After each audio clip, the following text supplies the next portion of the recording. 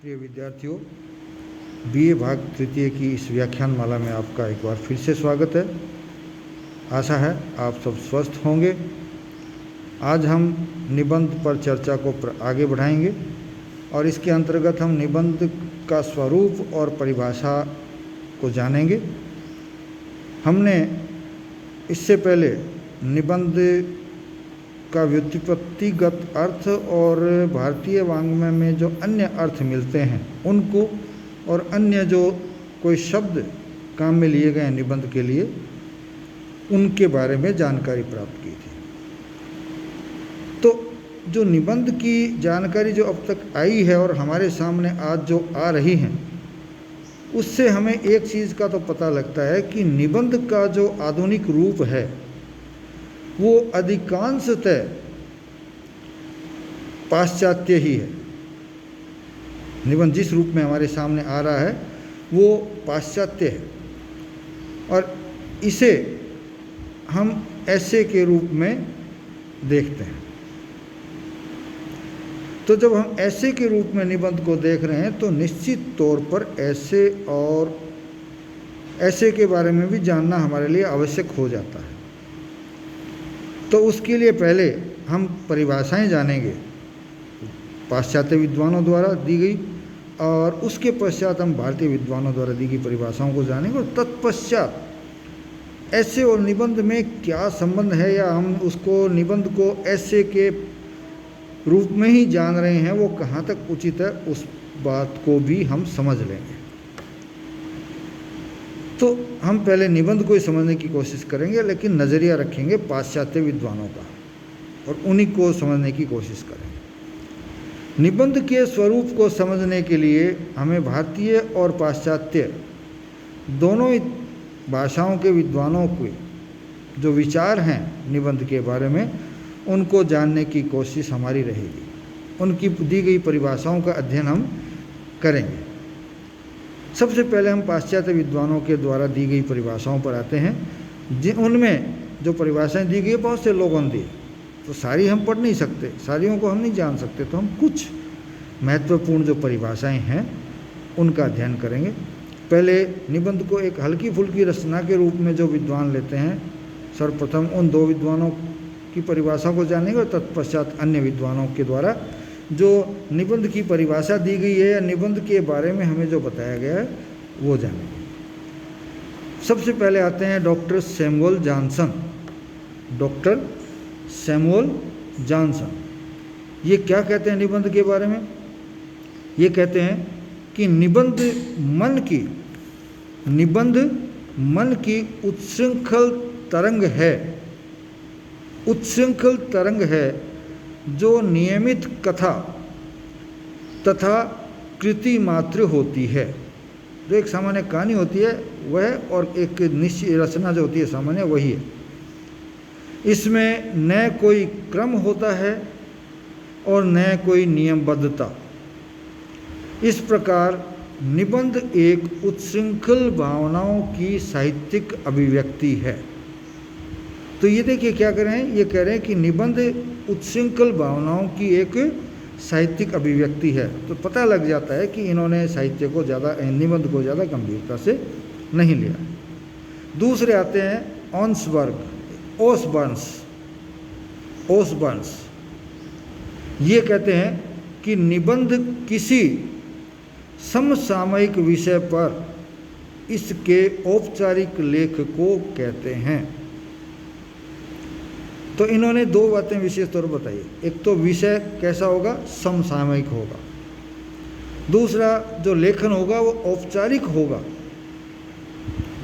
तो इनमें भी निबंध के प्रति जो एक गंभीरता होनी चाहिए कि निबंध एक गंभीर रचना है, वो इनमें हमको नहीं मिलती। अब हम इससे आगे बढ़ते हैं। तो आगे बढ़ने के लिए ज़रूरी है कि हम अन्य विद्वानों को जानते हैं। इसके बाद आते हैं हम प्रिस्टले द्वारा दी गई निबंध की परिभाषा। प्रिस्टले क्या कहते हैं निबंध? ये कहते हैं कि निबंध किसी मौलिक अभिव्यक्ति की, नहीं मौलिक व्यक्तित्व की निश्चल अभिव्यक्ति को कहते हैं। अर्थात निबंध किसी मौलिक व्यक्तित्व की निश्चल अभिव्यक्ति को कहते हैं। अर्थात किसी व्यक्ति ने जो चीज़ महसूस की, मौलिक रूप से की, उसी को अभिव्यक्ति, और अभिव्यक्ति भी कैसी? निश्चल, अर्थात जिसमें कोई बनावट नहीं है, कोई छल नहीं। तो यहाँ आकर के निबंध एक गंभीर रचना के रूप में देखने वाले व्यक्ति हमको मिल जाते हैं। एक और परिभाषा हमारे सामने आती है, वो आती है बेकन की। बेकन क्या कहते हैं? ये कहते हैं कि निबंध केंद्रीभूत ज्ञान के कतिपय पृष्ठ हैं। निबंध केंद्रीभूत ज्ञान के कतिपय पृष्ठ हैं जो जिनमें विचारों की सहज अभिव्यक्ति होती है, जिनमें विचारों की बिल्कुल सहज अभिव्यक्ति होती है। तो ये भी लगभग पिछले जैसी ही बात कहते हैं। थोड़ा सा ये ज्ञान के बारे में हट जाते हैं, अलग हट जाते हैं और ये ज्ञान पर आकर के केंद्रित हो जाते हैं। ये कहते हैं केंद्रीभूत ज्ञान, अर्थात वो ज्ञान जो हमने महसूस किया पूरी तरह से गहराई से, उस ज्ञान की अभिव्यक्ति है। और किस तरह की अभिव्यक्ति है? उसके प्रति जो आपके विचार हैं, उन विचारों की अभिव्यक्ति है। और कैसी अभिव्यक्ति है? सहज, ऐसा माने नहीं, सहज अभिव्यक्ति। तीसरे जो लेखक आते हैं वो है सेंतव्य। ये निबंध को थोड़ा और अधिक शब्दों के साथ हमारे सामने रखते हैं। वो किस तरह से रख रहे हैं वो आप देखेंगे और मैं बताता हूँ कि निबंध साहित्याभिव्यक्ति की, निबंध साहित्याभिव्यक्ति का अत्यंत कठिन परंतु प्रमोदपूर्ण अंग है। निबंध साहित्याभिव्यक्ति का अत्यंत कठिन परंतु प्रमोदपूर्ण अंग है, क्योंकि इसमें लेखक गंभीरता और उसकी गागर में सागर भरने की शक्ति का संकेत मिलता है। प्रमोदपूर्ण अंग है, कठिन बातों का, और इसमें क्या है? गंभीरता है। लेखक की जो गंभीरता होती है उसमें गागर में सागर भरने की जो उसकी शक्ति है, उसकी तरफ संकेत हमको मिलता है। तो इसमें देखो दो तीन बातें आई है। एक तो अभिव्यक्ति कैसी है? साहित्य अभिव्यक्ति। दूसरी, ये अभिव्यक्ति कैसी होती है? कठिन होती है। लेकिन एक खास बात देखिए, कठिन होते हुए भी प्रमोदपूर्ण है, अर्थात इसमें भी हमको आनंद आता है। क्यों? क्योंकि इसमें लेखक की जो गागर में सागर भरने की जो एक क्षमता होती है, शक्ति होती है, उसका संकेत हमको मिल जाता है। अर्थात लेखक को लेखन की कला या अपनी बात को रखने का बहुत अच्छा ज्ञान है, या उसकी शक्ति बहुत अच्छी है। अब दो तीन विद्वानों का और जानते हैं। सबसे पहले जानते हैं हालवर्ड और हिल। ये दो विद्वान थे जिन्होंने मिल करके निबंध के बारे में हमको बताने की कोशिश की। ये क्या कहते हैं कि निबंध या साहित्यिक निबंध, निबंध या साहित्यिक निबंध किसी विषय पर या किसी विषय का कोई संक्षिप्त रूप नहीं होता। ऊपर संक्षिप्त रूप का है ना, उसको इन्होंने यहाँ मना किया कि संक्षिप्त रूप नहीं होता, अपितु उसे हम लेखक के मस्तिष्क से उत्पन्न वस्तु विशेष के प्रति उद्भूत प्रतिक्रियात्मक चित्र की अभिव्यक्ति कह सकते हैं। कि कोई जो चीज़ देखी है, जो गतिविधि देखी है, जो विषय देखा है, उस पर कोई संक्षिप्त रूप नहीं है ये निबंध, बल्कि क्या है कि लेखक ने जो चीज़ देखी है उसके प्रति उसके मन में जो प्रतिक्रियात्मक छवि बनी है, प्रतिक्रियात्मक चित्र बना है, उस चित्र की अभिव्यक्ति है। और इस अभिव्यक्ति की सबसे खास बात क्या होती है वो आगे बताते हैं। इसकी सबसे प्रमुख विशेषता वैयक्तिकता अथवा अहम की भावना का प्रकाशन है। अब देखिए यहाँ भी इनकी बातों को समझने की कोशिश करें। आदि तो हमने समझ ली, आदि और देखते हैं। निबंध क्या है? किसी साहित्यिक जो घटना है, साहित्यिक जो विषय वस्तु है, उस पर, उसका संक्षिप्त रूप नहीं होता जो पूर्व में कहा है किसी ने। ये कहते हैं नहीं, बल्कि मस्तिष्क जब किसी बात को देखता है, समझता है और उसके प्रतिक्रिया करता है, तो वो कैसी है, उससे जो चित्र हमारे मस्तिष्क में बनता है, उसको अभिव्यक्त करने की जो कार्यवाही है, वही क्या है? निबंध है। और इस कार्रवाई का, इस रचना का क्या खास, इस रचना में क्या खास बात होती है? वो ये कि इसमें वैयक्तिकता होती है, इसमें अहम के प्रकाशन की भावना होती है। तो इस तरह से हमने कई विद्वानों को जान लिया। अब आते हैं ऑक्सफोर्ड डिक्शनरी की तरफ कि ऑक्सफोर्ड डिक्शनरी में निबंध के बारे में क्या कहा गया।